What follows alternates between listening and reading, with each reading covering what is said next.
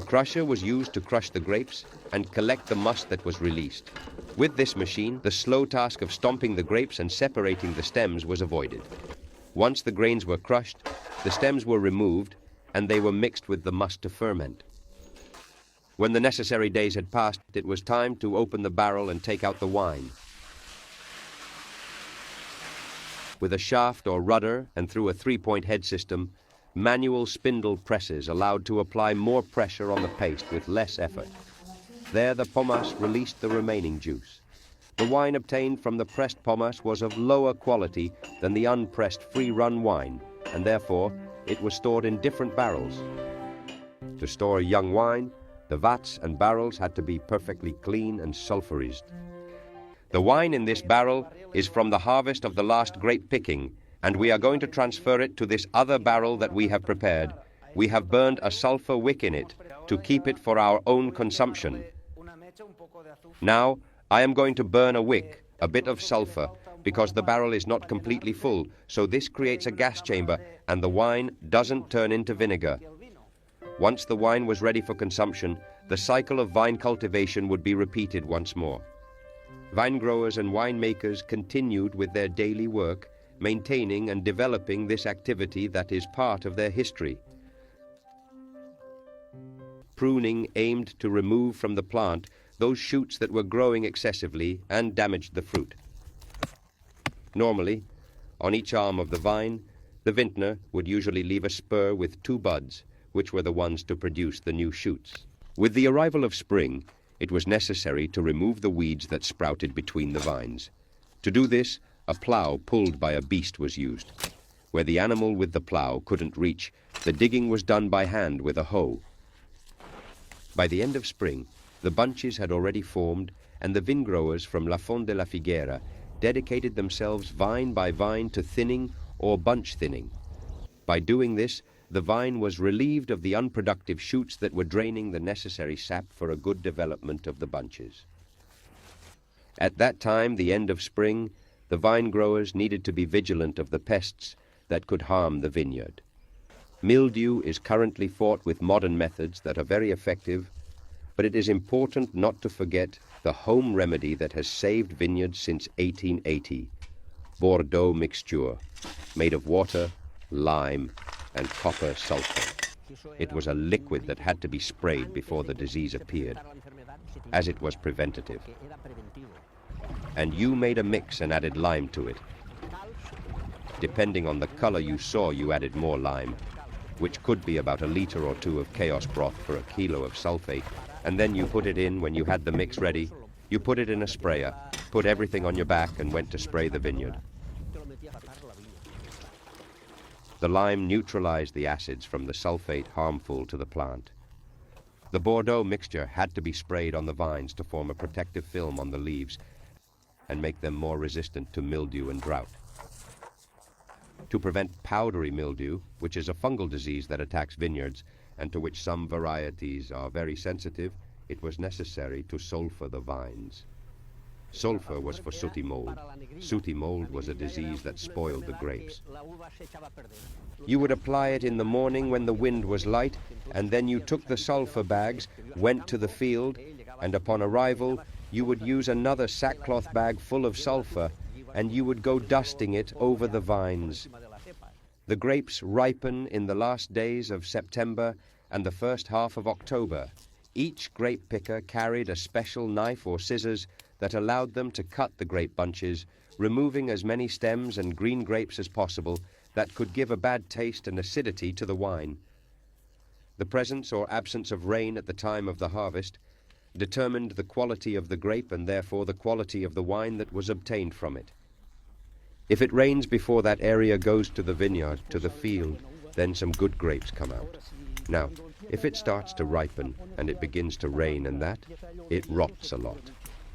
Farmers picking the fruits from the vines, baskets full of grapes, carts coming and going, loaded with harvest. It was the climax of wine production. It was the time when vine growers collected the fruit of a whole year's work. The harvested grapes would go to the winery. They were unloaded there. The cart was tilted a bit there, unloaded with hooks, and from there they would go to the barrels that were on wooden stands and thrown in there, and then we would stomp.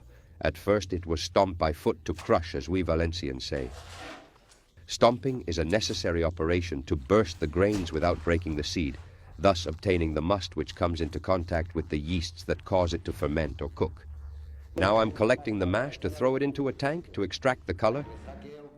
The wine extracts the color from the skin, which is where the wine's color and flavor of the wine is in the skin. So, now we will put it into a tank for it to ferment and take 2 to 3 days, and then we will take out the pulp and press it, which is the purpose of this. In the pomace lies the coloring substance of the grapes. For the making of red wine, the pomace and the seeds were left mixed with the must inside the vat during the tumultuous fermentation process. The crusher was used to crush the grape and collect the must it released. With this machine, the slow task of stomping the grapes and separating the stems was avoided. The manual crusher was followed by another electric model with a small motor. Then, when the pomace was good, it was gathered there and slightly moved among the woods the juice would drain. Once the grains were crushed, the stems were removed and they were mixed with the must to ferment.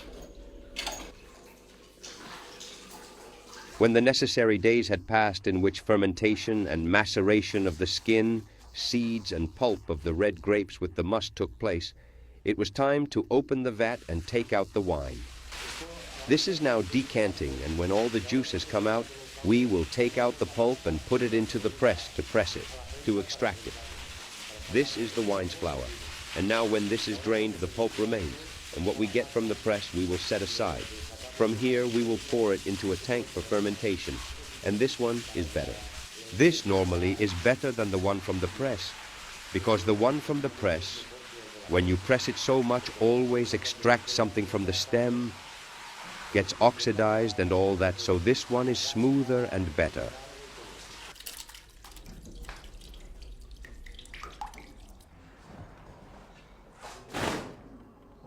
The pomace that had been in contact with the must still retained within its pulp a certain amount of juice that was extracted during pressing.